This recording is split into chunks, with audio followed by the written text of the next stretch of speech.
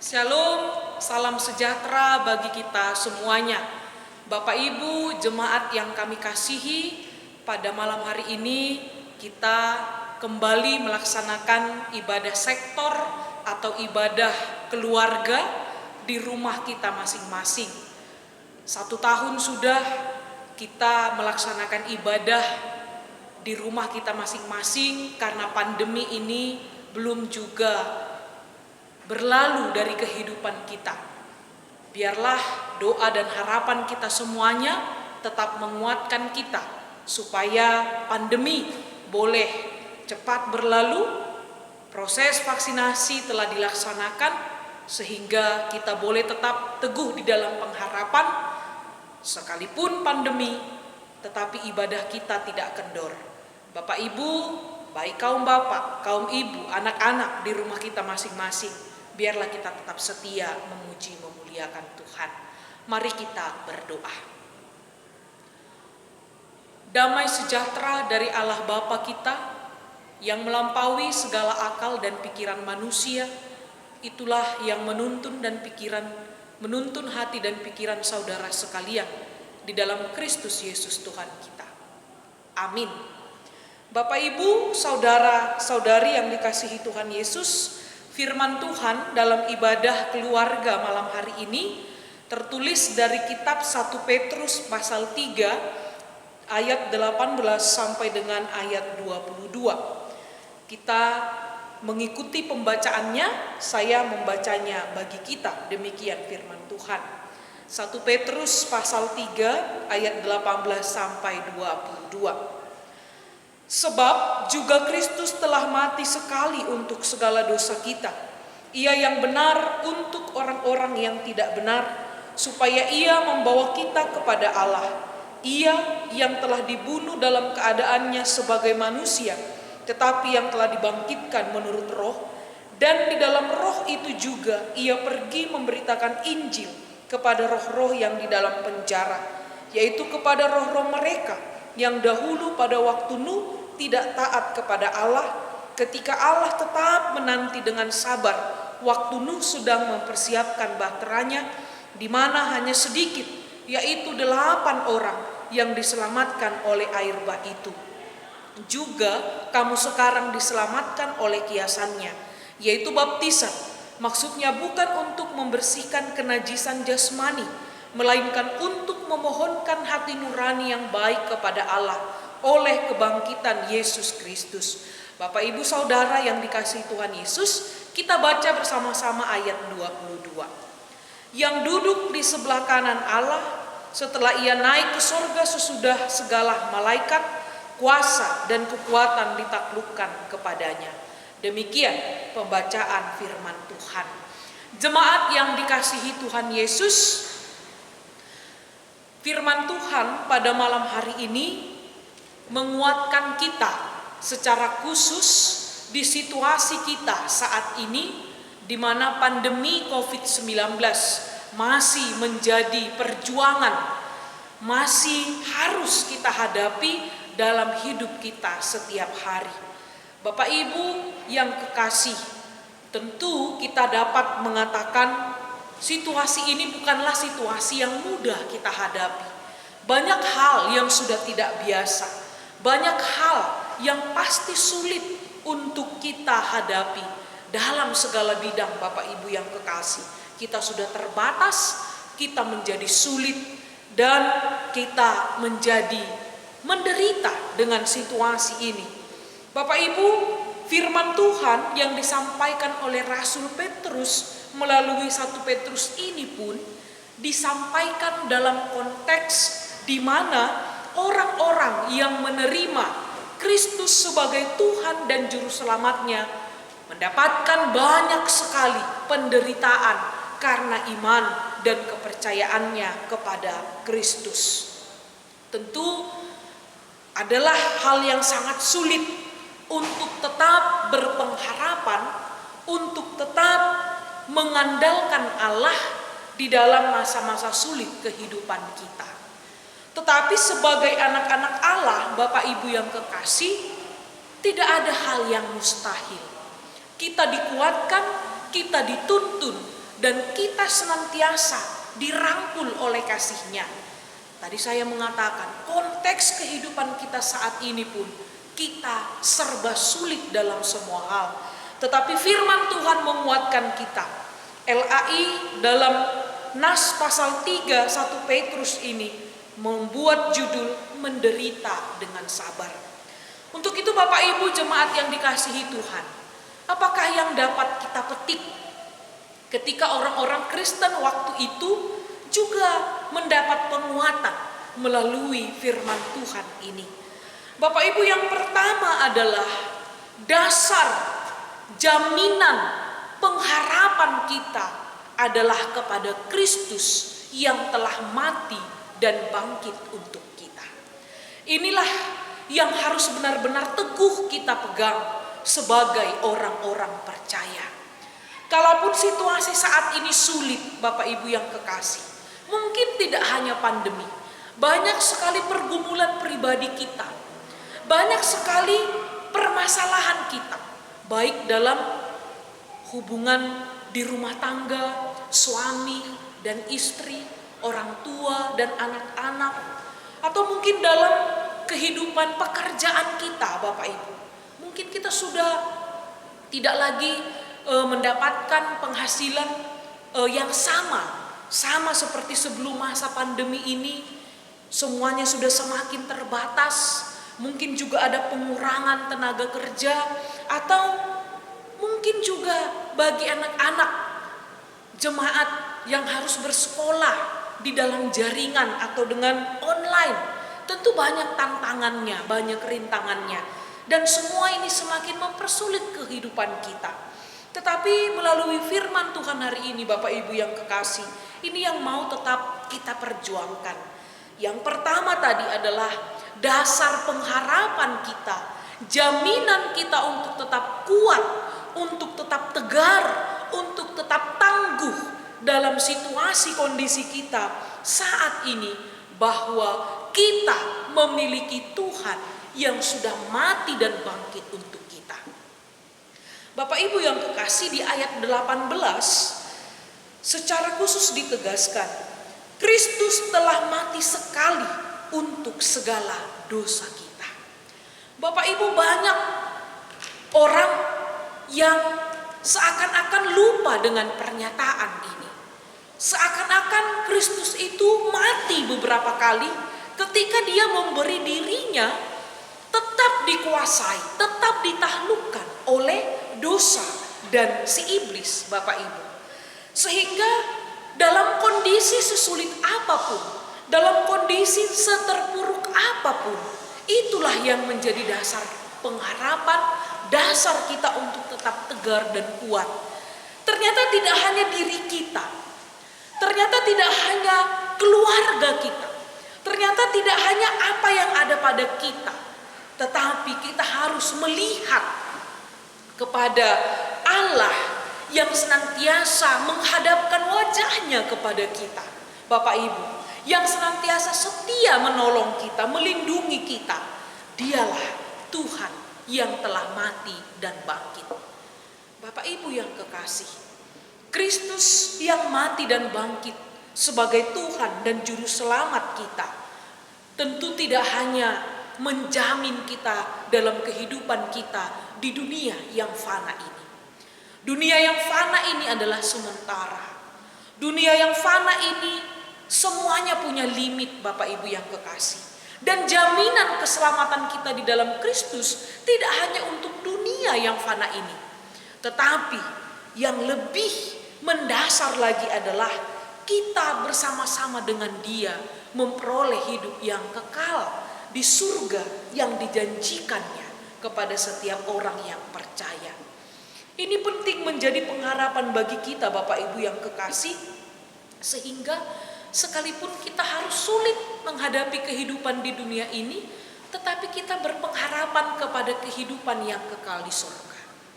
Sekalipun pandemi ini kita tidak tahu kapan berakhir, bagaimana selesainya nanti. Mungkin kita sudah sangat lelah, kita sudah sangat khawatir kita sudah sangat sulit sekali menjalani kehidupan di masa-masa pandemi ini. Tetapi ada satu hal yang harus tetap kita ingat. Kehidupan kita telah menjadi kehidupan yang ditebus, di mana Kristus telah mati sekali untuk dosa-dosa kita. Inilah dasar pengharapan kita, Bapak Ibu. Sehingga jangan buat dasar yang lain menjadi dasar kita dalam masa pandemi ini. Tetapi biarlah setiap kita, orang-orang percaya, anak-anak Allah, sungguh-sungguh dikuatkan. Karena kita telah memiliki Kristus yang telah mati bagi kita, yang telah menebus segala dosa dan pelanggaran kita. Bapak Ibu jemaat yang dikasihi Tuhan, tentu menjadi anak-anak Allah juga harus menunjukkan bukti konkret lewat kehidupan kita setiap hari. Jika memang dunia ini menawarkan banyak sekali hal yang bisa ditempuh dengan jalan yang salah, atau mungkin juga dunia ini lebih membawa kita kepada kemungkinan untuk berputus asa, sudahlah, tidak perlu menjaga pola hidup sehat. Toh tidak ada yang menjamin kapan pandemi ini bisa berakhir dan berlalu. Tetapi Bapak Ibu, kita juga diingatkan melalui firman Tuhan. Hal yang kedua yang harus kita tindak lanjuti dari firman ini dikatakan, melalui baptisan di mana setiap orang percaya telah dibaptis ke dalam kematian Kristus yang adalah Tuhan dan Juru Selamat kita, sehingga kita memiliki hati nurani yang baik kepada Allah, di mana itu berdasar kepada kebangkitan Yesus Kristus, Allah yang telah menjadi manusia, yang mati dan bangkit, yang sudah duduk di sebelah kanan Allah, naik ke surga, dan segala hal apapun takluk kepadanya. Bapak Ibu yang kekasih, ada makna baru bagi kehidupan setiap orang yang percaya kepada Kristus. Di sini dikatakan tadi baptisan itu, di mana kita telah menjadi satu di dalam kematian Kristus. Apa maknanya ini, Bapak Ibu? Yang mau kita pahami dan yang mau kita hidupi dalam kehidupan kita, jemaat yang dikasihi Tuhan. Ketika kita telah dibaptis di dalam nama Allah Bapa, Anak dan Roh Kudus, maka kematian Kristus pun telah kita terima di dalam diri kita, sehingga Bapak Ibu jemaat yang dikasihi Tuhan, segala dosa, kejahatan atau apapun itu, Bapak Ibu, tidak lagi berkekuatan untuk membinasakan kehidupan kita. Kita dapat mengetahui itu ketika kita terus mau dituntun oleh Roh Kudus, di mana hati nurani kita lah yang senantiasa mengarahkan kita untuk tetap melihat apa yang harus kita lakukan, memiliki kehidupan tadi sebagai anak-anak Allah yang telah ditebus di dalam kematiannya. Bapak Ibu, untuk hal yang kedua ini juga mari kita tidak sepele. Mari kita tidak melupakan apa makna baptisan di dalam kehidupan kita. Secara khusus dalam masa-masa sulit kehidupan kita. Mari kita tetap mengingat bahwa di dalam baptisan kita telah menjadi pribadi yang baru. Melalui baptisan kematian Kristus telah nyata untuk kita. Melalui baptisan kita telah diikutkan dalam rangka keselamatan Allah untuk seluruh dunia ini. Melalui baptisan apapun yang bisa menaklukkan kita, sesungguhnya itu sudah dikalahkan, di mana Kristus telah satu di dalam kita. Untuk itu Bapak Ibu, prinsip iman yang demikianlah yang membuat anak-anak Allah mampu bertahan di dalam penderitaannya. Prinsip yang demikianlah yang membuat setiap orang yang percaya tidak jatuh ke dalam keputusasaan, tidak jatuh ke dalam ketakutan yang berlebihan, tidak jatuh kepada hal-hal yang justru tidak dikehendaki Allah di dalam kehidupannya. Sehingga untuk poin yang ketiga, Bapak Ibu, lewat firman ini kami mau mengatakan melalui tuntunan firman Tuhan ini, penderitaan atau situasi sulit harus menjadi tolak ukur keberimanan setiap orang yang percaya. Saya yakin Bapak Ibu Saudara sekalian setuju dengan saya. Jika ingin mengetahui seseorang setia kepada imannya, kepada Tuhannya, lihatlah kehidupannya ketika dia berada dalam masa-masa sulit. Lihatlah kehidupannya ketika penderitaan itu datang silih berganti di dalam kehidupannya. Sehingga untuk konteks sekarang ini saya mau mengatakan Bapak Ibu, pandemi ini harus membuat kita dan mampu menguji seberapa sabarkah, seberapa seriuskah kita sungguh-sungguh menyerahkan kehidupan kita kepada Kristus Tuhan yang sudah mati dan bangkit untuk kita. Pandemi ini harus menjadi tolak ukur seberapa upaya kita, kesungguhan kita, kemauan kita untuk benar-benar menghidupi makna keselamatan di dalam baptisan, di mana kita telah satu di dalam kematian Kristus yang hanya satu kali untuk selama-lamanya. Jadi Bapak Ibu jemaat yang dikasihi Tuhan, jangan alergi dengan penderitaan. Jangan bersungut-sungut dengan situasi sulit Bapak Ibu.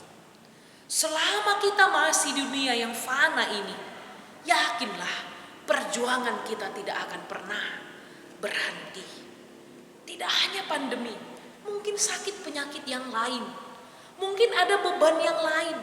Apakah anak yang selalu membuat kita selalu terus merasa terbeban, nasihat yang tidak dijalankan, atau mungkin juga istri yang bergumul karena perlakuan suami, atau suami juga yang merasa bebannya semakin bertambah karena perlakuan istri. Banyak sekali hal Bapak Ibu yang kekasih. Tetapi dalam poin yang ketiga firman Tuhan ini, saya mau mengatakan, mari menjadikan penderitaan ini sebagai waktu, sebagai kesempatan untuk kita menguji keberimanan kita kepada Kristus. Mari melihat siapakah sosok diri kita yang sebenarnya di hadapan Allah melalui situasi sulit kehidupan kita.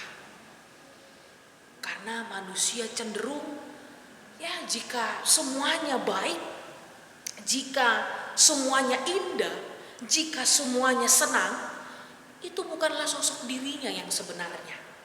Tetapi kita bisa melihat siapakah diri kita yang sebenarnya, dan kita perhadapkan kepada Allah justru ketika kita berada dalam masa-masa sulit Bapak Ibu yang kekasih. Siapakah sahabat kita yang sebenarnya? Justru kita mampu melihat ketika dalam situasi sulit kehidupan kita. Siapakah orang yang sungguh mengasihi kita? Itu bukan terlihat ketika kita dalam situasi senang, gembira dan riang. Justru ketika kita berada di dalam situasi yang sulit dan berat untuk kita hadapi. Untuk itu jemaat yang dikasihi Tuhan, saya kembali mengulangi lagi Bapak Ibu, selama kita di dunia ini, penderitaan, kesulitan, kesusahan tidak akan pernah bisa kita atur untuk kita hilangkan dalam kehidupan kita. Tetapi yang pasti dan yang harus menjadi pilihan kita Bapak Ibu, siapakah yang kita andalkan dalam menghadapi situasi sulit itu? Di manakah tempat kita memperoleh kekuatan? Apakah yang harus kita lakukan Bapak Ibu yang kekasih supaya kita bertahan di dalam perjuangan kita di masa-masa sulit kehidupan kita? Bapak Ibu jemaat yang dikasihi Tuhan, Tuhanlah yang menjadi sumber keselamatan, Tuhanlah yang menjadi sumber kekuatan bagi kita semuanya. Amin, kita berdoa. Terpujilah Engkau Allah yang Maha Kudus. Firman-Mu telah kami dengarkan ya Tuhan. Ajarkan kami untuk tetap mengingat bahwa Engkau telah mati dan bangkit untuk memberikan kehidupan baru bagi kami anak-anak-Mu, di mana maut, dosa dan kejahatan tidak lagi berkuasa atas kami, di mana kesusahan, penderitaan, keterpurukan hidup di dunia ini tidak lagi bisa memisahkan kami dari kasih-Mu yang abadi itu. Untuk itu ya Tuhan Allah, berkati seluruh jemaat-Mu yang mendengarkan firman ini. Biarlah kehidupan mereka setiap hari senantiasa Tuhan tuntun melalui Roh-Mu yang kudus. Bagi jemaat-Mu Tuhan yang sakit, Tuhan memberi kekuatan dan kesehatan. Bagi setiap jemaat-Mu yang saat ini bergumul, masalah rumah tangga, masalah ekonomi, masalah anak-anak, masalah di pekerjaan, apapun itu ya Tuhan, biarlah mereka mengandalkan Tuhan di dalam menghadapi semuanya itu. Karena kami yakin dan percaya ya Tuhan, hanya Engkaulah sumber kekuatan, hanya Engkaulah penolong yang sejati bagi kami. Bapa di dalam surga, ajarkan kami Tuhan untuk menjadi anak-anak-Mu yang setia. Setia memuji memuliakan Tuhan, setia melakukan firman Tuhan, sehingga kehidupan kami Tuhan senantiasa berkenan di hadapan-Mu. Berkati anak-anak yang masih harus belajar secara online di rumah masing-masing. Berkati para pengajar, orang tua maupun para guru, supaya tetap setia di dalam tugas dan tanggung jawabnya. Berkati para medis yang saat ini masih terus berjuang untuk memberikan yang terbaik bagi setiap orang-orang yang membutuhkan pertolongan mereka. Berkati pemerintah kami, berkati bangsa kami Tuhan, supaya setiap hari damai sejahtera Allah yang senantiasa menguasai kehidupan kami. Terima kasih Bapa di dalam surga. Kami mengaku segala dosa kesalahan kami, ampunilah ya Tuhan, agar kami layak disebut sebagai anak-anak Tuhan. Di dalam Kristus kami berdoa dan bersyukur. Amin.